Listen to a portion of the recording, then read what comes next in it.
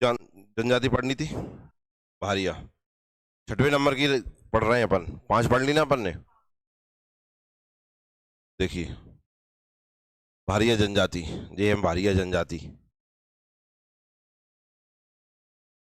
देखिए इसमें भारिया मध्य प्रदेश की सर्वाधिक पिछड़ी जनजातियों में से एक है। अब जानते कुछ जनजातियां हैं और कुछ जनजातियों में से हम अति विशिष्ट पिछड़ी जनजाति काउंट करते हैं कि नहीं करते। उन्हीं में से एक है कौन सी, भारिया जनजाति। भारिया गौड़ जनजाति की एक उपशाखा है। यहाँ भारिया में एक शब्द छुपा है, जैसे हम यहाँ से या हटा दें तो क्या बचा, भारी। ई की मात्रा हटा दो, क्या बचा, भार। इसका मतलब है भार ढोने वाला। क्या ढोने वाला, भार ढोने वालों को क्या कहा गया, भारिया। ठीक है ना। तो भारिया गौड़ जनजाति की एक उपशाखा है। और कभी कभी यहाँ पे कुछ जगह पे ये वर्णन मिलता है कि भार नाम का एक क्षेत्र था, वहां ये लोग रहते थे, इस कारण से इनका नाम क्या पड़ गया, भारिया पड़ गया। ठीक है ना। यह जनजाति भार ढोने का कार्य करती थी, इसलिए इन्हें भारिया कहा गया। इनको भूमिया नाम से भी जाना जाता है। तो भारियाओं को एक और नाम क्या दिया गया है, भूमिया। ठीक है ना। यह द्रविडियन या कोलेरियन समूह की जनजाति है। कौन सा, द्रविडियन या कोलेरियन। द्रविड़ समझ गए कहां से होता है, कहां से, दक्षिण से। और जो दक्षिण से वो कौन से हैं, प्रोटो ऑस्ट्रेलियाई प्रजाति के सदस्य हैं। आगे प्रोटो ऑस्ट्रेलियाई, इसका मतलब ऑस्ट्रेलियाई लोगों के जैसा इनका शरीर की बनावट होगी, भाषा होगी। और जो प्रोटो ऑस्ट्रेलियाई होते हैं वे किस समूह से आते हैं, कोलेरियन, या आते हैं कौन से, द्रविडियन। और यहाँ या लगा है तो समझ गए होंगे ना, तो दोनों में से कोई एक भी कह सकते हैं हम। भारिया गौड़ों को अपना अग्रज अथवा बड़ा भाई मानते हैं तथा राजा कर्णदेव को अपना पूर्वज मानते हैं। ये इंपॉर्टेंट लाइन है। ठीक है ना। ये किसको अपना बड़ा भाई मानते हैं, गौड़ों को। ठीक है ना। और अपना पूर्वज किसको मानते हैं, राजा कर्णदेव को। किसको पूर्वज मानते हैं, कर्णदेव। देखो जैसे ये लिखा है ना, जैसे यहां से हम पढ़ रहे हैं, शॉर्ट नोट्स हम जो बनाते हैं जैसे प्री के हिसाब से बनाते हैं, तो भारिया जनजाति लिखी, मेन मेन अकेला लिख लो। जैसे यहाँ भारिया ब्रैकेट में लिख दिया सर्वाधिक पिछड़ी जनजाति, क्लियर है, गौड़ जनजाति की उपशाखा। ठीक है, गौड़ों को अपना बड़ा भाई मानते, ब्रैकेट में लिख सकते हैं हम यहाँ। प्रोटो ऑस्ट्रेलियाई प्रजाति के द्रविडियन कोलेरियन समूह से आते हैं। मतलब आप समझ रहे हैं, एक पेज में हम पूरी पूरी जनजाति खत्म कर सकते हैं। तो याद करने में मजा भी आता है और जल्दी भी हो जाता है। अब इनकी उत्पत्ति देखिए, उत्पत्ति कहां से हुई है। इनकी उत्पत्ति भगवान शंकर से मानी जाती है। किससे मानी जाती है, भगवान शंकर से मानी जाती है। अन्य मान्यता अनुसार इनका प्रवासन भार क्षेत्र में हुआ, अतः इनका नाम भारिया हुआ। भार ढोने के कारण भारिया, या भार क्षेत्र के कारण भारिया। ठीक है ना। साथ ही ये भार क्षेत्र में प्रचलित भरनाटी बोली का भी प्रयोग करते हैं। इनकी बोली का नाम क्या है, भरनाटी। ठीक है। तो भारिया तो कौन सी बोली बोलते हैं, भरनाटी बोली बोलते हैं। डॉक्टर रसेल और हीरालाल ने भारियाओं को महाभारत युग का बताया है। महाभारत के समय में थे और ऐसा बताते हैं कि अर्जुन ने इन्हें पैदा किया था। घास से, कैसे, घास से। किंवदंती के अनुसार कौरव पांडव युद्ध में पांडवों के दिन खराब गुजर रहे थे, तब अर्जुन ने भारू घास लेकर कई मानवों को बनाया जिन्होंने कौरवों से युद्ध किया। इन्हीं के वंशज कहलाए क्या, भारिया। अब जो किंवदंती हैं, अब घास से कैसे मनुष्य बन गया, कि तुझे जाने कि भैया अर्जुन जाने। ठीक है ना। हमें लिए क्या मिल गया यहाँ से, क्या मिल गया, महाभारत काल में भारिया जनजाति की उत्पत्ति कहाँ से हुई थी। नहीं घास नहीं, घास को नाम भारू घास। हमें बस इतना सा याद रखना है। जनसंख्या 1981 की जनगणना में पातालकोट की भारिया जनजाति को जंगलियों के भी जंगली कहा गया है। अब ये इंपॉर्टेंट पॉइंट हो जाता है, पेपर में क्वेश्चन आपको यहां से बनेगा। जंगलियों के भी जंगली किसे कहा गया है, नहीं गलत है, आंसर देखो सही क्या है, पातालकोट के। क्योंकि अगर आप भारी लगाओ, नहीं तो क्या कह दिया हमने, पिछड़ी जनजाति कह दिया है। क्या कह दिया है, लेकिन पातालकोट के भारिया अलग हैं, वो एक क्षेत्र ही अलग है। पातालकोट के बारे में सुना होगा आपने, वैसे भी आपके जानते हैं। वो ये जो हमारा धरती का सरफेस है इससे बहुत नीचे है, एक कुआं सा मान लीजिए, खाई सी मान लीजिए, उसमें ये लोग रहते हैं। बहुत समय तक तो पता ही नहीं था, बहुत समय तक तो पता ही नहीं था कि ये भी कोई स्थान हैगा। वो तो अचानक से लोगों की नजर में आया, क्यों जंगल में हैगा, वो लगता अच्छा है वहां पर। 2011 की जनगणना के अनुसार इनकी संख्या 1,93,230 है। पातालकोट के भारियाओं की संख्या 4,824 है। ठीक है ना। पातालकोट का ध्यान रख लेना आप। काय का? पातालकोट का। भौगोलिक विस्तार देखिए, मध्य प्रदेश में भारिया जनजाति मुक्ता। अब इधर क्षेत्र देख लीजिए, जबलपुर, जबलपुर के ही पास में क्या है? छिंदवाड़ा। कौन सा? छिंदवाड़ा जिलों में पाई जाती है। तो दो मेन जिले हैं, जबलपुर, छिंदवाड़ा, तो वही आप वहीं के क्षेत्र हो गए सारे के सारे। छिंदवाड़ा जिले के पातालकोट क्षेत्र में, तो पातालकोट कहां पड़ता है? छिंदवाड़ा में। क्षेत्र के भारियाओं को अत्यंत पिछड़ी जनजाति घोषित किया गया है। पिछड़ी जनजाति तो है ही, उनमें से भी अत्यंत पिछड़ी जनजाति भारियाओं में कौन है? पातालकोट के भारिया। कहां के? और पातालकोट के भारियाओं को क्या नाम दिया गया है? जंगलियों के भी जंगली। भारिया जनजाति को छिंदवाड़ा जिले के तामिया विकासखंड में आदिम जनजाति के रूप में भी मान्यता है। कौन से? आदिम, मतलब समझ गए ना, शुरुआती। ठीक है ना, हमने आदि मानव सुना है, वहीं से आ गया क्या? आदिम। कौन से? मतलब छिंदवाड़ा जिले के तामिया विकासखंड से। उपजातियां या गोत्र देखिए, देखो हम जनजाति जितने पढ़े उनमें गोत्र भयंकर है। काय के आधार पर होते हैं इनके गोत्र? पेड़ पौधों के हिसाब से, जानवरों के हिसाब से, इनके आधार से चलते हैं कि नहीं? भूमिया, भुइयार एवं पंडो आदि भारियाओं की प्रमुख उपजातियां हैं। जी क्या है? उपजातियां। कौन कौन सी? भूमिया, भुइयार एवं, आप जानते हो ये तो इस बार से नए सिलेबस हुआ है जिसमें जनजाति विशेष हो गई और एक अलग यूनिट में डाल दी। इससे पहले तो आप जानते थे कि हमारे जो मध्य प्रदेश की मतलब पीएससी की जो यूनिट 1 थी उसमें हम जनजाति पढ़ते थे, उसमें भी आप जानते थे जनजातियों की उपशाखाएं पूछी जाती थी। तो अब यहाँ तो यूनिट 10 विशेष जनजाति की हो गई, तो सारी जनजातियों की उपशाखाएं, उपजातियां याद रखना है अपन को, क्वेश्चन बन सकता है। तो भूमिया, भुइयार एवं पंडो आदि भारियाओं की प्रमुख उपजातियां हैं। क्लियर है? भारियाओं के 51 गोत्र हैं। अब संख्या का वो नहीं पूछेंगे, संख्या का वो नहीं पूछ रहे, किंतु 16 गोत्र ही ज्ञातव्य माने जाते हैं। अब 51 में से कितने इनका पता है? 16। कभी नहीं जाना है जी क्वेश्चन। हाँ, इनमें से पूछ सकते हैं,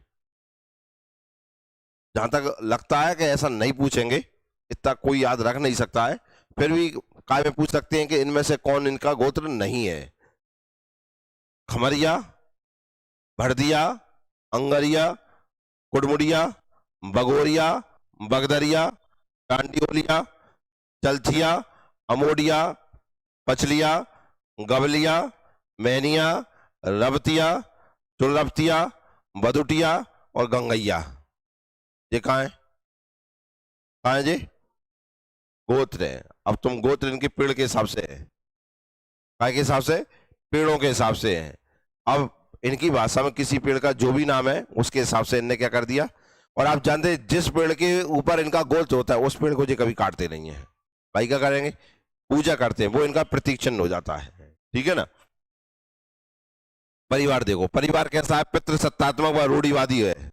रूढ़िवादी तो अधिकतर होते ही है, पितृसत्तात्मक है। कैसा है? पितृसत्ता। एकल और संयुक्त दोनों प्रकार के परिवार पाए जाते हैं। मतलब इन्होंने अपनी जो रूढ़िवादी चली आ रही है, इनके अंदर इनकी जो संस्कृति चली आ रही है, जो मान्यताएं चली आ रही है, उसे नहीं छोड़ा। इसलिए ये कैसी है? रूढ़िवादी। और घर में किसकी चलती है? मुखिया की। और मुखिया कौन होता है? एक पुरुष। ठीक है ना? सामाजिक संगठन, भारियाओं का सामाजिक संगठन मजबूत एवं रूढ़ियों से बंधा हुआ है। पंचायतों के पंच समाज में महत्वपूर्ण भूमिका निभाते हैं। आप जानते हैं जितनी जनजाति पड़ी मेन किसको मानते हैं? वो पंचायत को। किसको मानते हैं? पंचायत को। और पंचायत कौन सी है? पंचायत के सदस्य कौन है? पटेल साहब सबसे पहले आ जाते हैं। फिर आ जाते हैं कौन? अब भूमिका इसमें ही मिले हैं, नहीं तो भोपा मिल रहे थे। भाई हम इसमें भूमिका है, दूसरों में भोपा पड़े हैं कि नहीं? पड़ियार, कोटवार सब में कॉमन है। यहाँ इसमें ये नहीं मिले हैं पड़ियार और गांव का वरिष्ठ व्यक्ति। ये पंचायत के 5 पंच हो गए, पटेल, भूमिका, पड़ियार, कोटवार और गांव का वरिष्ठ व्यक्ति। इनसे मिलकर बन गई इनकी पंचायत। आप व्यवस्था देखिए, वारिया जिस स्थान पर रहते हैं उसे ढाना कहते हैं। क्या कहते हैं? ढाना। शहरियाओं के निवास स्थान को भी ढाना कहा हमने? नहीं, उनका रूप ढाना जैसा था ना, ढाना। वारियाओं के ढाना की बसाहट कोरकुओं के समान होती है। कौन के समान होती है? कोरकू के। प्रत्येक गांव में मेघनाथ, खम, भीमसेन, मृतक चौतरा अनिवार्य रूप से होता है। मतलब जो मर गया उसका क्या बनाते हैं? चबूतरा बनाते हैं। अब हर एक का चबूतरा बनता नहीं है, तो समझ गए पटेल साहब मरते होंगे तो चबूतरा में लगा देते होंगे उन्हें, ठीक है ना, तो चबूतरा उनका हो गया। एक मेघनाथ खम्मे इनका, एक भीमसेन, एक मृतक चौतरा आदि अनिवार्य रूप से मनाए जाते हैं। खान पान देखो, खान पान में आप जनजाति सारी सारी कैसी है, दोनों प्रकार की। कौन कौन सी, शाकाहारी और मांसाहारी। अन्य जनजातियों की तरह भारियाओं का मुख्य भोज्य भी क्या है, पेज। पेज कैसे बना है, मक्का, कुटकी, ज्वार और पिसी, पीसी मतलब गेहूं का एक और नाम है, पिसी कहते हैं ना गेहूं से, ठीक है ना, से बनाया जाता है। गेहूं और जौ को क्या कहते हैं, पिसी।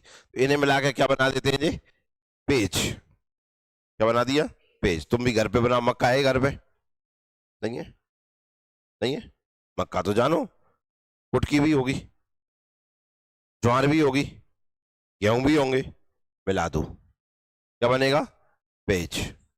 महुआ और आम के बीजों की रोटी वर्षा ऋतु में खाते हैं, ये विशेष तुमने खाई है, इस बार हो जाए, ठीक है ना।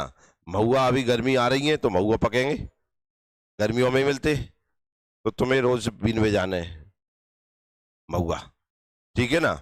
आम बाजार में मिलेंगे, तो जितने आम खाओ उनकी बीज रख लेना, और कब बना लियो रोटी, कब खाएंगे भाई, बरसात में, ठीक है ना। जब बना लो फिर मुझे बुला लेना, मिल के खाएंगे।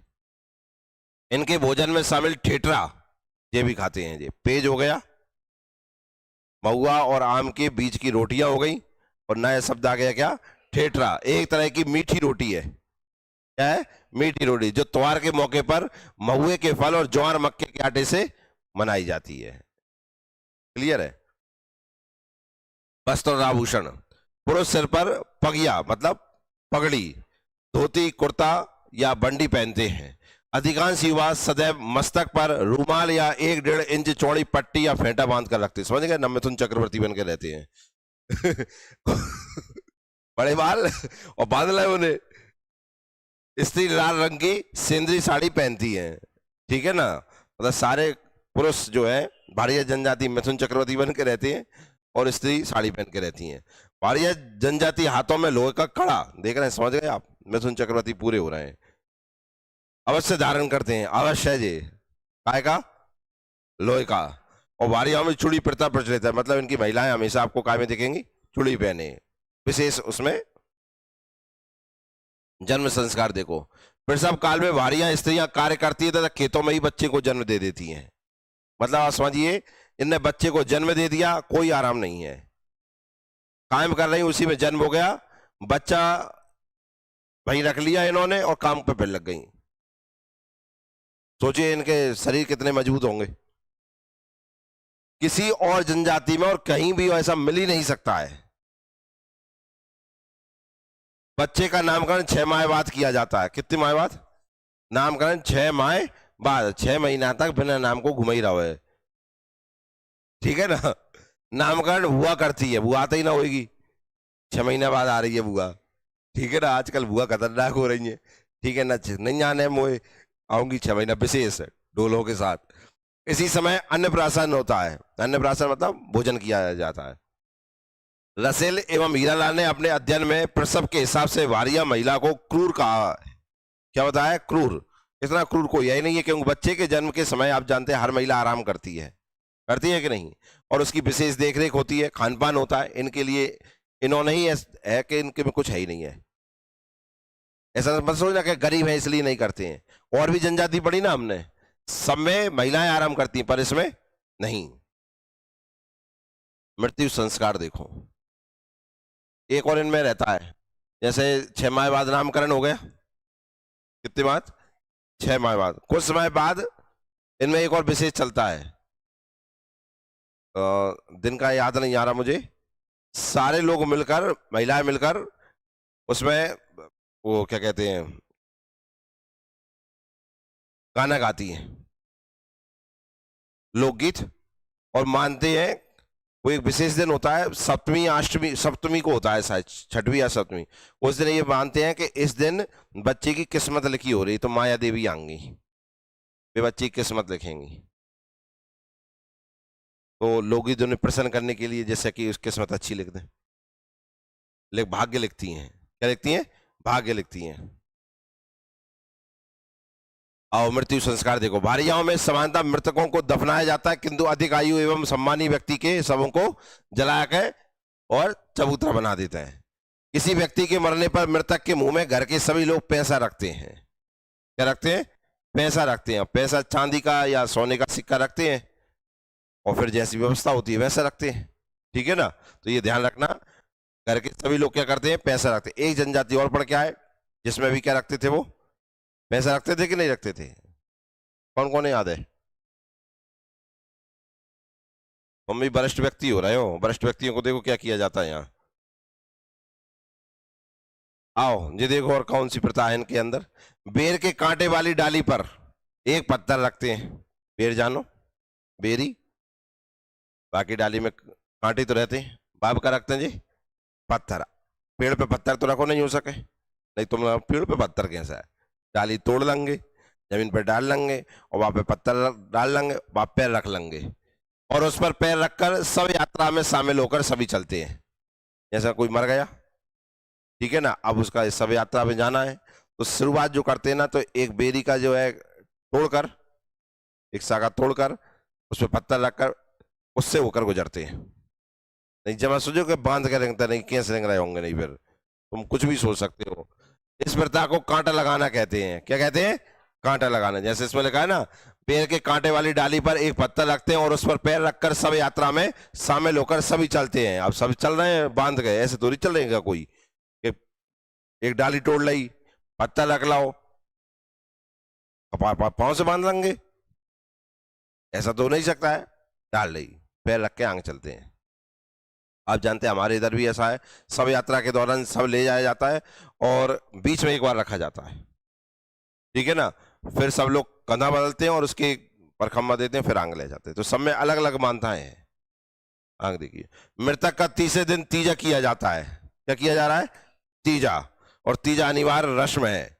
गांव का भूमिका पूजा पाठ करता है। सब में अलग अलग, 12वीं पढ़ के आए, किसी में 12 नहीं, 12 नहीं, क्या कहते हैं उसे? 12 का। किसी में 13वीं हमने अभी एक में देखी। ठीक है ना? यहाँ कौन से हो रहा है? तीसरा, इसमें ही देख रहे हैं हम, तीजा। ठीक है ना? गांव का भूमिका पूजा पाठ कराता है। कौन? भूमिका। स्मृति चिन्ह के रूप में चौतरा बनाया जाता है। यह कलात्मक ना होकर साधारण मिट्टी पत्थरों से बनाया जाता है। इसे अनगढ़ चबूतरा कहते हैं। ये इंपॉर्टेंट लाइन है। कौन सा? अनगढ़ चबूतरा किसके लिए बनाया जाता है, या किसकी याद में बनाया जाता है, या किस उपलक्ष्य में बनाया जाता है? तो आप कहेंगे मृतक व्यक्ति। क्या? मृतक। कौन सी जनजाति मनाया जाता है? भारिया जनजाति। विवाह देखो, इनमें बहुविवाह प्रथा प्रचलित है। बहुविवाह का मतलब बहुत सारे विवाह कर सकता है, कोई दिक्कत नहीं, करता रहे भैया। भारियाओं में समगोत्री विवाह नहीं होते। समगोत्री मतलब एक ही गोत्र में विवाह नहीं होते हैं। मामा बुआ के लड़के लड़कियों में विवाह सर्वोत्तम माना जाता है। सर्वोत्तम विवाह, ये इंपॉर्टेंट लाइन है। मामा बुआ के लड़के लड़कियों में विवाह सर्वोत्तम माना जाता है। विवाह के समय मिधुआ नामक नृत्य किया जाता है। कौन सा? मिधुआ नामक नृत्य किया जाता है। अब आप एक चीज समझ, जनजातियों में लड़के वाले ही लड़की वालों के इधर जाते हैं, ये हमने विशेष देखा है। बाकी जनजातियों से ऊपर आ जाइए तो समान जातियों में लड़की वाले लड़के वालों के इधर जाते हैं, संबंध तय करने के लिए जाते हैं कि नहीं? और जनजातियों में हम विशेष क्या पढ़ रहे हैं? क्या पढ़ रहे हैं? लड़के वाले लड़कियों वालों के इधर जाते हैं। ठीक है ना? और आप समझ गए, या फिर मेन काम क्या हो जाता है? ड्रिंक। स्वागत उसी से होता है, तो जे कहाँ के बच जाएंगे, ये भी यही करेंगे। वारियों में 4 विवाह पद्धतियां प्रचलित है। मंगनी विवाह चलता है, लमसेना विवाह चलता है, राजी बाजी विवाह चलता है, और विधवा विवाह चलता है। वारियाओं ने अपना बड़ा भाई किसको माना है? गौड़ों। गौड़ जो है उनकी जो विधवा है, उनकी विधवाओं से शादी करना ये अपने आप को अच्छा मानते हैं। क्या कहा मैंने? गौड़ों की जो विधवाएं हैं उनसे शादी करने का प्रथम हक मानते हैं। ये कौन? भारिया। ठीक है ना? तो मंगनी, लमसेना और राजीबाजी और विधवा विवाह। मंगनी विवाह का बारे में बता देते हैं, ये सुनिए। लड़के वाले लड़की वालों के यहाँ विवाह प्रस्ताव लेकर जाते हैं। कौन? मंगनी में 2 बोतल दारू। मंगनी में क्या चल रहा है? 2 बोतल दारू, 2 पीपा अनाज, 2 या 4 रोटी बांध कर ले जाते हैं। जा रहे हैं लेके, तो रास्ते में भूख नहीं लगेगी? क्यों, सही लगेगी कि नहीं? और पानी तो लगेगा ही लगेगा। पानी जंगा का पियेंगे? दारू। दारू विशेष हो रही है कि नहीं हो रही? पता तुम समझ रहे, ये दारू एक कम आना होंगे अपने समाज में। दारू को सबसे लास्ट में, मतलब सबसे बेकार मानते हैं, और जहां अति विशिष्ट कार्यों में दारू को पहले नंबर पर रखा जाता है, क्योंकि इनकी तबीयतें खराब नहीं होती। आपने जाके जो तो गाँव का दम है, और जहां मिलकर पी रहे हैं। ऐसा नहीं कि अगले पुरुष पीते हैं, साहब पूरा परिवार मॉडर्न जमाने के हैं ना, ठीक है ना। तो वो चल और जी भयंकर, मतलब इनका और विशेष काम है जी। जाएंगे लड़की वालों के इधर। अब बात हो गई, अब हाँ या ना की बारी। अब डायरेक्ट कोई मना कर देगा? डायरेक्ट मना तो होती नहीं, कुछ ना कुछ रस्म होती है। तो ये क्या करते हैं, उनसे पानी मांगते हैं, 1 लोटा पानी दे दो। क्या?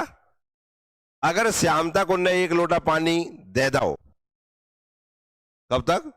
शाम तक। तो आप राजी हो कि संबंध हो जाए। और शाम तक पानी ना हो 1 लोटा, ऐसा नहीं कि जब तक भूखे प्यासे बैठे हैं, इनको पानी तो है ना इनके पास। समझ में आया कि नहीं? आप खुद भर भर के पीते रहे, लेकिन जिस घर से संबंध तय करना है उस घर से जी 1 लोटा पानी मांगते हैं। अगर शाम तक 1 लोटा पानी उनने दे दिया तो संबंध तय है, और नहीं दिया तो पूछना ही नहीं है, चलो घरे। लड़के वाले लड़की वालों से 1 लोटा पानी मांगते हैं, ठीक है ना। यदि शाम तक पानी नहीं मिला तो माना जाता कि संबंध नहीं करना है। तो बताओ, पानी के आधार पर संबंध तय हो रहे हैं। घर में जहां शराब रोटी निकालते हैं, अब जो साथ में ले गए थे, मंगनी करने ले गए थे कि नहीं, तो शराब थी, रोटी थी। जिस जगह पे निकालते हैं उस जगह को कहते हैं घर जड़ाई। क्या कहते हैं? घर जड़ाई। घर जड़ाई में 2-4 पंच शामिल होते हैं। ऐसा थोड़ी दारू अकेली पी जाएंगे, मिलके पियेंगे तभी तो मजा आएगा, ठीक है ना। तो घर जड़ाई में 2-4 पंच जन के मजे है। क्योंकि ये घर में थोड़ी होना है, कोई रोज ही होना है, रोज ही लग रही है। तुम भी शामिल हो सकते हो, कोई दिक्कत नहीं है। बारात निकालते समय स्त्रियां लड़की को पकड़ लेती हैं। क्या लिखा है?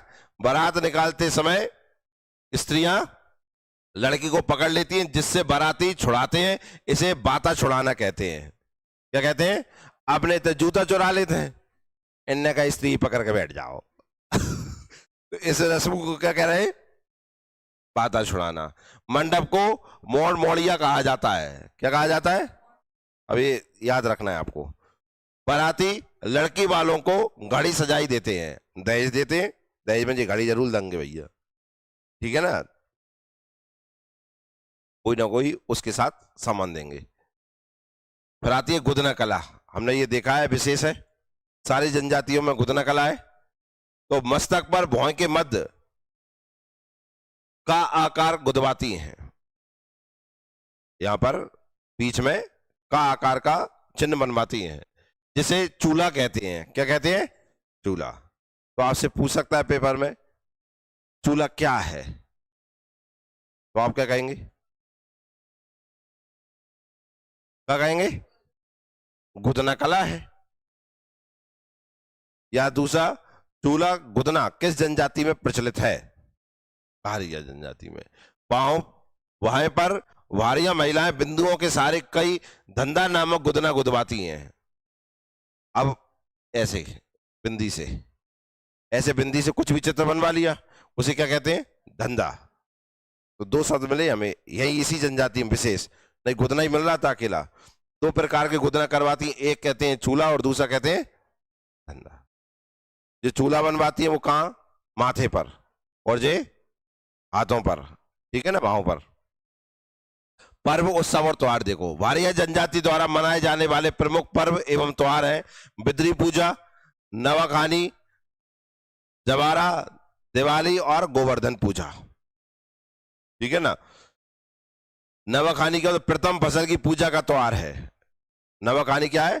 प्रथम फसल की पूजा का त्योहार है। नवाखानी त्योहार प्रत्येक परिवार में व्यक्तिगत रूप से मनाया जाता है, पर हर घर में मनाए जाते हैं। एक तो होता है सम्मिलित रूप से, पर ये सम्मिलित ना होकर कैसा होता है, सब लोग अपने अपने घर में अपनी अपनी फसल के लिए मनाते हैं। जवारा नवरात्रि में मनाया जाता है। गेहूं के जवारों को 9 दिन पूजा होती है। जवारा का सबसे महत्वपूर्ण भाग जसगीत होता है। क्या होता है? जसगीत, जो साथ में गाते हैं। आपने देखा होगा ट्रेनों में भर के फिर ये इधर मैहर की माता पे जाते हैं, और पास में कोई माता का मंदिर होता है जो प्रसिद्ध है, वहां जाते हैं। अधिकतर जनजातियों में आपने देखा होगा सबसे ज्यादा मैहर पे जाते हैं, मैहर की माता पे ट्रेनों में भर भर के। देखा होगा ना रेलवे स्टेशन पे तुमने, अपने यहीं पे इतने लोग जाते हैं। नृत्य गायन देखो, पहला नृत्य कौन सा? भड़म नृत्य। भड़म नृत्य के कई नाम प्रचलित हैं, गुन्नुसाई, भड़नी, भड़नई, भरनौटी या भंगम। भरनौटी तो हमने बोली देखी थी कि नहीं? कोई भरनौटी, इनका क्या होगा? नृत्य भाई को नाम है भड़म। विवाह के अवसर पर किया जाता है यह नृत्य। वारियाओं का सर्वाधिक प्रिय नृत्य है, तो इंपॉर्टेंट हो गया। वारियाओं का सबसे प्रिय नृत्य कौन सा है? भड़म। भाषे वरिया और भाषाई भड़म। इसके नाम क्या है? गुन्नुसाई, एक है भड़नी, एक भड़नई, एक भरनौटी और एक भंगम। फिर आता है एक सैतम नृत्य। वारिया महिलाओं का नृत्य है। इसमें एक पुरुष बीच में ढोल बजाता है, महिलाएं नृत्य करती हैं। कर्माशैला नृत्य। वारियाओं में कर्माशैला सुआ की एक प्रथा है। वारिया अहिराई नृत्य भी करते हैं। कौन सा? अहिराई नृत्य और कर्मा। ये तो आप जानते हैं, पेपर में कितनी बार पूछा गया है। गायन देखो, उपजन, वावर, मंडवा, मटिया गीत, कर्मा और सुआ, ये इनके कौन है? गायन है। देखो सबसे ज्यादा वारियाओं का क्या पूछा जाता है? वारियाओं नहीं, सॉरी, जनजातियों में क्या पूछा जाता है पेपर में? नृत्य। क्या पूछा जाता है? नृत्य सबसे इंपॉर्टेंट है, ठीक है ना। एक लोकगीत। दूसरे नंबर पे क्या आते हैं? लोकगीत। वाद्य यंत्र कौन से? झांझ, ढोल, ढिमकी, बांसुरी प्रमुख वाद्य यंत्र। अब जी सब में मिलेंगे। जहां लोकगीत होंगे इनके बिना तो हो ही नहीं सकता ना, इसलिए इन्हें पढ़ने की कोई आवश्यकता नहीं है। भाषा बोली, भरनौटी या वरियाटी वारियाओं की मूल बोली है। पढ़ के आए थे। वरियाटो द्रविडियन मुंडा परिवार की बोली है, इसलिए यह गौड़ों से मिलती जुलती है। किससे? और जो कोलेरियन परिवार से होते हैं उनकी बोली यही होती है। ये भी पढ़ के आए थे हम। वारिया कोरकू, गोंडी, छत्तीसगढ़ी और बुंदेली का भी मिश्रित बोली का प्रयोग करते हैं। कोई दिक्कत नहीं, अपने पता नहीं वरियाटी याद करना है या भरनौटी याद करना है, बस क्लियर है। साहित्यिक वाचिक परंपरा देखिए, वारियाओं की वाचिक परंपरा भी अत्यंत समृद्ध है। गीत, कथा, गाथा, पहलियां एवं कहावतें ये तो सब में आएंगी, पर विशेष है कहावतों को क्या कहा गया है? अटका। किसी में हमने देखा था कनाथ, क्या नाम दिया गया था? कनाथ कहा गया था ना, पर यहां का कहा गया है अटका। तो ये लाइन इंपॉर्टेंट नहीं है, ये तो इसलिए दिया है कि इसे क्या कहते हैं, तो अटका कहते हैं। क्या कहते हैं? अटका।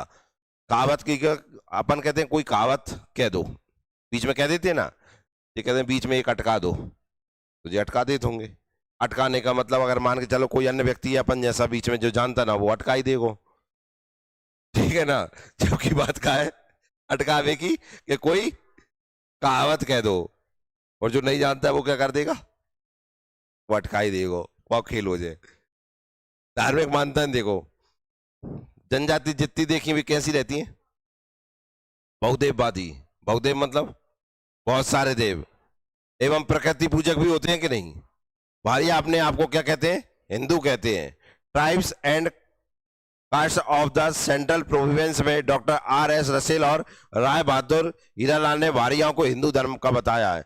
वारिया जनजाति के लोग साज वृक्ष की जड़ों की पूजा करते हैं। ये इंपॉर्टेंट है, कुछ नहीं है जी कैसे साज वृक्ष की पूजा करते हैं। कौन?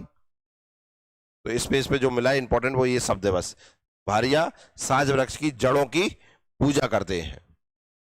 देवी देवता देख लो, वारियाओं के देवता प्रायः बूढ़ा देव, इंद्रदेव या बरुआ और नाग होते हैं। बागेश्वर देव की पूजा भी करते हैं। कौन से देव की? बागेश्वर देव। बड़ा देव या बूढ़ा देव वारियाओं के ग्राम देवता हैं। बड़ा देव या बूढ़ा देव वारियाओं के ग्राम के देवता हैं। मुडवा बाबा गांव के संकट दूर करता है। संकट दूर करने वाले आ गए। एक आप पढ़ रहे थे हम, रक्षा करने वाले, ठीक है ना। जहां होगा का संकट दूर करने वाले मतलब रक्षा करने वाले, लेकिन यहाँ बाबा नहीं मिले हैं, मुडवा बाबा। मेघनाथ की पूजा साल में एक बार फाल्गुन माह में की जाती है। कौन की? मेघनाथ। जनजातियों में आप देख रहे हैं मेघनाथ की पूजा होती है, बाकी और कहीं नहीं देखी होगी आपने। हरदुल पूजा का आयोजन वारिया हर वर्ष करते हैं। भीमसेन देवता की स्थापना किसी पेड़ के नीचे चबूतरा बनाकर की जाती है। ये वारियाओं के कृषि देवता है। इंपॉर्टेंट हो गया। वारियाओं के कृषि देवता कौन है? भीमसेन देवता। जगतार माई, भवानी माई, नगबेड़नी माई, खेड़ापति माई, बंजारन माई, रात माई आदि अन्य देवियां हैं। ठीक है ना। जंगल की देवी को क्या कहते हैं हम? बंजारन माई। जादू टोना भी होगा फिर इनमें। भारिया तंत्र मन जादू टोना व भूत प्रेत में विश्वास करते हैं।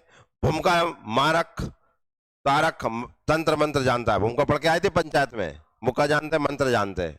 आगे पास जाओगे तो कम मिलेगा तुम्हें मंत्र, बाकी दुकान अलग सजी मिलेगी आपको। गुनिया जड़ी बूटियों का अच्छा ज्ञान रखता है। वारिया उड़द के दाने मंत्रित करके मंत्र फूकते हैं। तो इनका मंत्रों के लिए जो उपयोग किया जाता है वो क्या किया जाता है? उड़द। अब ये पेपर में ना पूछे लाल जी, तो तुम्हें जानकारी दे रहे हैं। पातालकोट के वारिया जड़ी बूटियों के बड़े जानकार होते हैं तथा पातालकोट को जड़ी बूटियों का स्वर्ग कहा जाता है। तो इंपॉर्टेंट हो गया जी। वहां जड़ी बूटी बैंक भी है पातालकोट में, आपको पता होगा, है कि नहीं है? पचमढ़ी में है वो। पचमढ़ी में जो बनाई गई है वहां सारी जड़ी बूटियां इकट्ठी होती हैं। इस सबसे ज्यादा जड़ी बूटियां कहाँ मिलती हैं?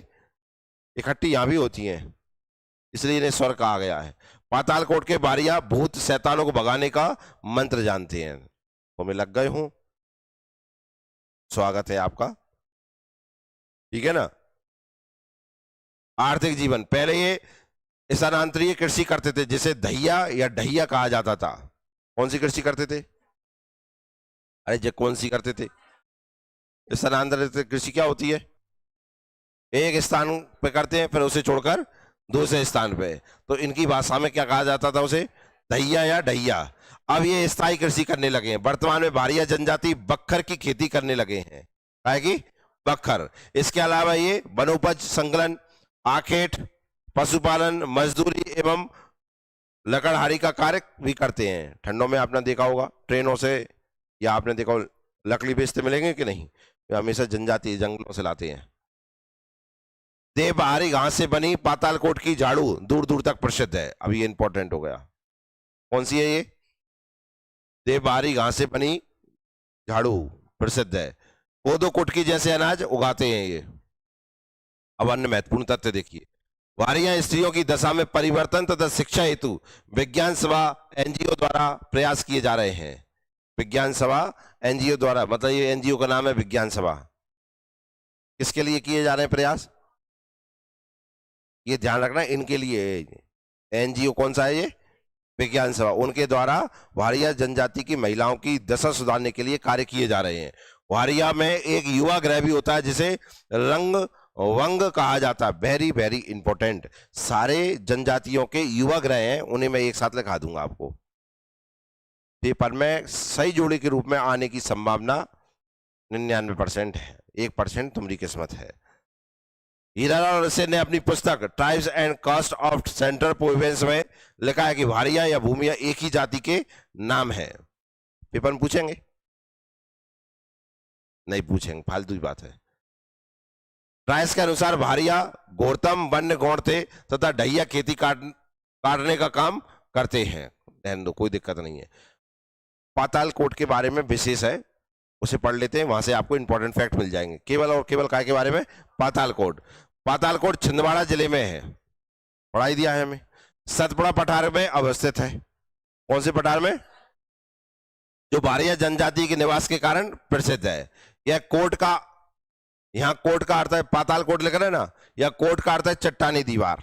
ऐसी दीवारें हैं, यह समान का मतलब फाड़ काटता हुए बीच में, और बाकी बीच में एक ब्लॉक बना दो, वहां में रह रहे हैं कौन? भारिया। यहां कोट का अर्थ है चट्टानी दीवार। पातालकोट के रहवासी को कनात कहते हैं। क्या कहते हैं? जहां हम दूसरी जनजातियों में कहावतों को कनात पढ़ के आए हैं, वहीं हम वारिया जनजाति में पातालकोट के वारिया को क्या कह रहे हैं? कनात। अब यहां तो कनात के दो अर्थ हो गए। अगर वारिया में आता है तो कनात मतलब वारिया लोग, पातालकोट। और अगर दूसरी जगह पूछता है तो कनात का मतलब हम क्या पढ़ के आए? कहावतें। ये याद रखना है आपको। कनात 1200 फीट ऊंची है। कितनी ऊंची? कहीं कहीं है यहाँ ऊंचाई 3750 फीट ऊंची हो जाती है। आप सोच कर देखो, इतनी ऊंचाई की दीवार के नीचे जी रह रहे हैं तो कितने नीचे रह रहे होंगे। उत्तर पूर्व में दूधी नदी की ओर कनात की ऊंचाई कम हो गई है। पातालकोट का आकार घोड़े की नाल की तरह है। क्या की तरह है?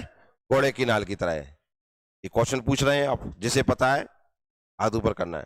घोड़े के नाल की आकृति के समान कौन सा पर्वत है? घोड़े के मुख के समान, पहले बताओ, मुख के समान देख लें, बताओ। वो पीएससी जाएंगे, जबकि बैच में बहुत बार मैं पूछ चुका हूं। तुम बताओ पिंकी। क्लास में आ रहा है 1 2 3।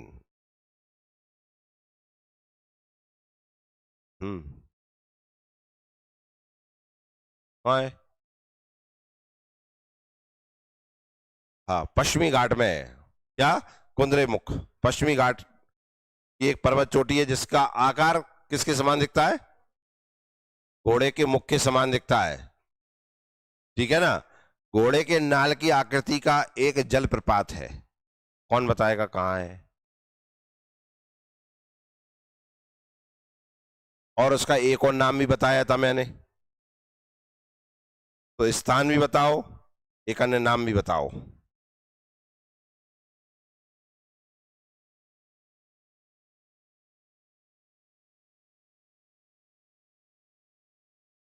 तुम बताओ,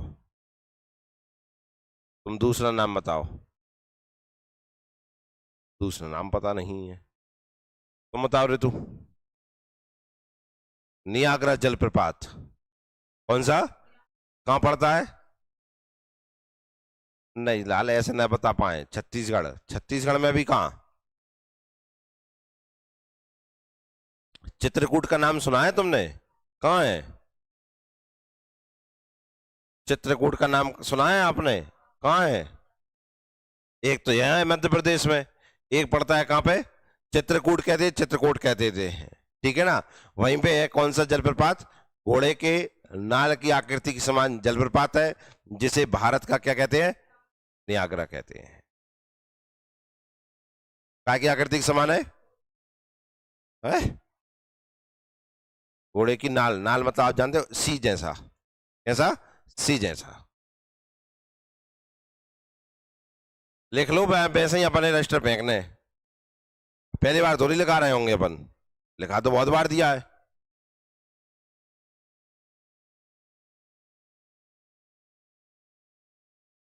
लिख लो अच्छे से, है ना, थोड़ा सा फिर।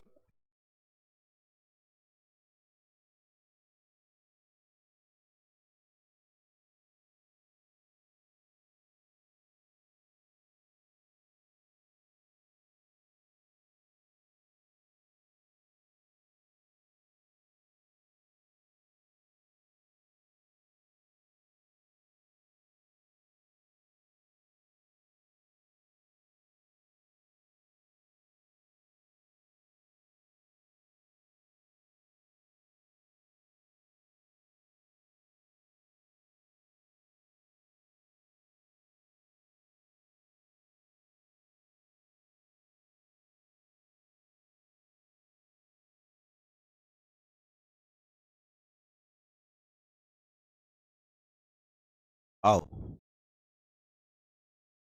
पातालकोट क्षेत्र का जल प्रवाह उत्तर से पूर्व की ओर है। ये पढ़ लिया। पातालकोट का आकार कैसा है? घोड़े की नाल की तरह है। तो देखो, हमने 3 चीजें देख ली। घोड़े के मुख के समान एक पर्वत है, एक वो पश्चिमी घाट में कुंद्रेमुख। क्लियर हो गया? फिर घोड़े के नाल की आकृति समान एक जलप्रपात है, वो छत्तीसगढ़ के चित्रकूट में, जिसे हम भारत का नियाग्रा भी कहते हैं। 2, एक घोड़े के नाल की आकृति की तरह क्या है? निवास स्थान है, जिसका नाम है क्या? पातालकोट। जहां कौन सी जनजाति रहती है? भारिया जनजाति रहती है। पातालकोट क्षेत्र का जल प्रवाह उत्तर से पूर्व की ओर चलता है। पातालकोट की जीवन रेखा कौन सी है? तो ये इंपॉर्टेंट नहीं, ये इंपॉर्टेंट है। पातालकोट की जीवन रेखा किसे कहते हैं? दूधी नदी को। यह नदी रातेर गांव के पास दक्षिण पहाड़ी से निकलकर घाटी में बहती है, छोड़ो से। पातालकोट की दूसरी नदी गायनी नदी उत्तर से निकलकर दूधी नदी में मिल जाती है। राजा खोह पातालकोट का सबसे सुंदर दर्शनीय स्थल है, ये इंपॉर्टेंट है। पातालकोट का सबसे सुंदर दर्शनीय स्थल कौन सा है? राजा खोह, ठीक है ना। राजा रघुजी भोसले के नाम पर इसका नाम राजा खोह पड़ा। कौन के नाम पर? रघुजी भोसले। भोसले हैं तो मराठा है, भोसले हैं तो मराठा है, इनके नाम पर एक दर्शनीय स्थल है, नाम है क्या? राजा खोह। कहां पर स्थित है? पातालकोट। और पातालकोट कहां पर है? छिंदवाड़ा में। जिन लोगों ने राजा रघुजी का भार ढोया उन्हें भारिया कहा गया। उन्हें क्या कहा गया? भारिया। तो रघुजी भोसले के की प्रजा का ही नाम क्या है? जो क्या काम करती थी? इनका भार ढोती थी। पातालकोट के निवासियों की मूल बोली कौन सी है? वरियाई है। भरनोटी हम पढ़ के आए थे, पर पातालकोट के लोगों की कैसी है? वरियाई, जो अब लुप्त प्राय हो चुकी है, खत्म ही हो चुकी है, ठीक है ना। अब यहां से क्वेश्चन है आपके, तो क्वेश्चन का आंसर लगाना है आपको।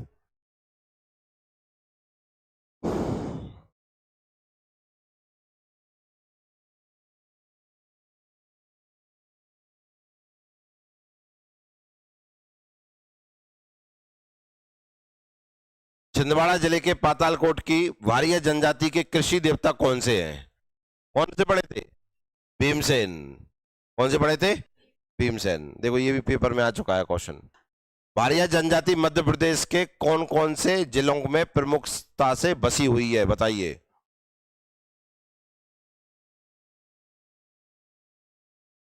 बताओ कौन से जिले में बस गई है? कौन से जिले में?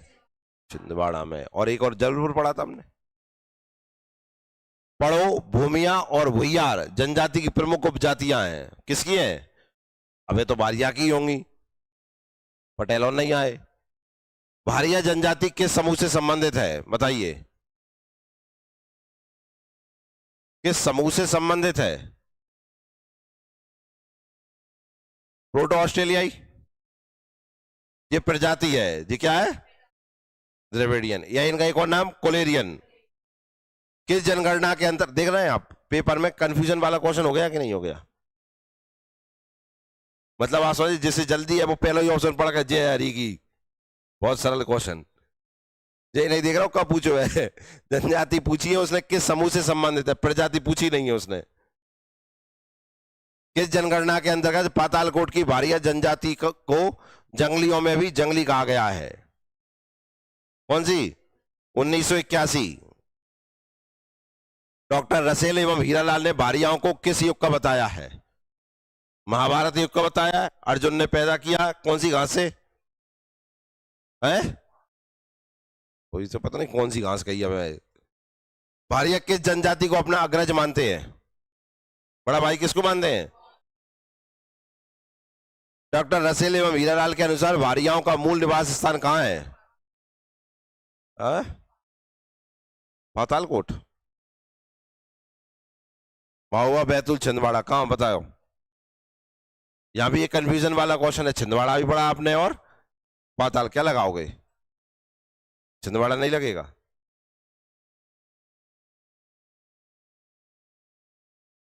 बताओ। डॉक्टर रसेल हीरालाल के अनुसार भारियाओं का मूल निवास स्थान कहां है? अच्छा, छिंदवाड़ा कौन कौन बता रहा है? छिंदवाड़ा।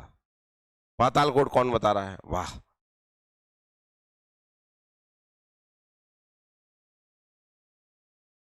कौन सा स्थान आ रहा है? महुआ। महुआ कहां पड़ता है? महुआ कहां पड़ता है? हाँ, सिपरी कह रहे हैं।